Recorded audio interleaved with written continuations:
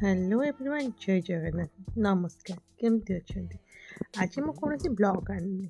आज मुझे गोटे बढ़िया जिनस कह आपण मैंने तो परिया भितर आलू कथा जानते आलू हूँ परिया भितर राजा जोटा कि सब परिया भितर बहुत भल लगे समस्त को मत तो आलू बहुत पसंद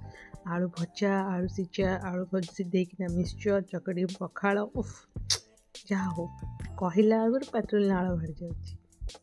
आज जेहेतु मो पखाड़ आलू भजाटा करुच्ची तो भाविली आपण मान पाखे निहाती भाव सेयार करदेवी आलू को टे चुन चुन कर काटी तो पूरा भल से सफा करदे। एबे तो आलू बहुत माटी अंश आसूँ नुआ आलू आना से आलू को भल से धोई सारापर आलूर परिमाण अनुसार पियाजर परिमाण टिके अधिक देवे ताने नुहे अधे किलो आलू आप किले पियाज देवे पियाज काटला बेले मत कौन के जानी भारी कांत लगे मुझे चेष्टा कर आखि लुह न बाहर करने तथा कौन आखि मानुची पियाज मत पूरा कंदे दी मुझे 3टा पियाज नहीं 3टा पियाज आलू भजाटा केमती करुच्ची देखु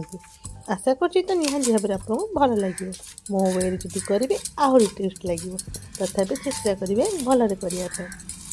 मुझे करी चुली रे आलू भजा आ चुली जलिकी आलू भाजिला बेल को नाके दम तथा चेष्टा करी देखुना चुली केमती मोर निआ लाई देखु चुली स्टार्ट कली जलियापे चुली जली सारापर कही ना आलू गोटे भल से धोईदेवे धोईदेकिना देखो पानी पूरा सफा कर सांग को आनी बारीर कंचा लंका 2टा कंचा लंकार जो टेस्ट अच्छी शुखला लंका तो जमा नहीं ये सोरिष तेल पका सोरिष तेल पकईकिना फुटण पकईदे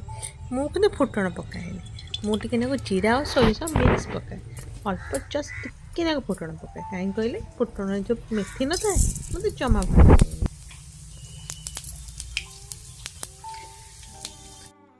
सतरे आलू भजा खाइबाटा एत टेस्ट थाए ना को भजार भी न थाए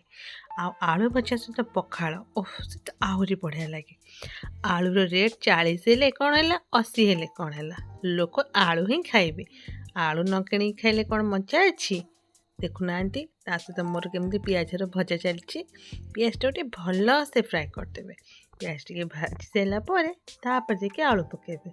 मुझे करुच्ची आपण निहाती भाव में भल लगे चेष्टा करी आपन को आहरी सुंदर सुंदर भल भल रेसिपी देवाई सत कथा कहूँ आलू क्या भल लगू कि न भल लगू कि मु आम पु आलूर पूरा दीवाना आलूर जब आत्मकाहानी पड़ो ना मत लगुच मु तो 3-4 फाड़ लिखिदेवी आपण मान कौन लगुच ए वर्ष मो माँ को कहती माँ चलते आम बाई आलू लगेगा माँ कहले हेनी तो कौन पे चेष्टा करवा तथापि मुझे माँ केबे ना केबे आमे आलू चाष करवा आलू जी रेट कले ना सरकार कि खाइबा भारी कष्ट हो जाऊँगी तथापि तो आम खाऊे ना तेणु चेष्टा करवा आम बाईरे आलू चाष करने देखु ए मोर पियाज हो सारापर मु सरू सरू कटा होता आलू को कड़े पकईदेली ता सहित टिके लंका गुंड हल्दी गुंड देकिना पूरा भल से मिसईदेवी अब जिते चेष्टा करेंगे आपण मसला सहित परिवाटा को मिसईवाई तार टेस्ट गोटे अलग प्रकार आसे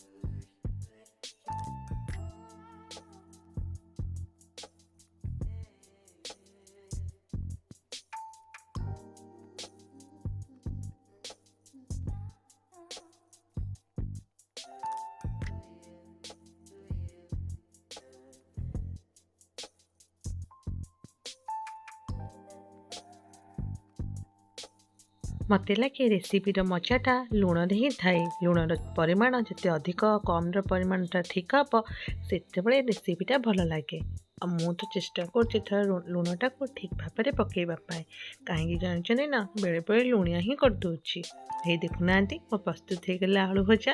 के सुंदर देखा जाऊँगी आपण मानक मोर आलूर आत्मकाहानी केमती लगे निहत भाव में कमेंट रे जनइबे।